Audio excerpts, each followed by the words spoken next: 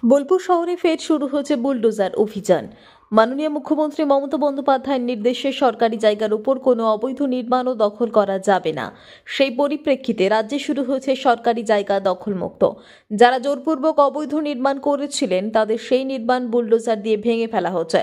এখনও এই বুলডোজার অভিযান চলছে। আজ বোলপুর মসজিদ রোডে সরকারি জায়গায় অবৈধ নির্মাণ এবং হাই ড্রেনের ওপর কংক্রিট ভেঙে ফেলা হয়। এই কাজে সহযোগিতায় উপস্থিত ছিলেন বোলপুর পৌরসভার ভাইস চেয়ারম্যান অমর শেখ সহ অন্যান্য ওয়ার্ড কাউন্সিলর ও পৌরসভার কর্মীবৃন্দরা।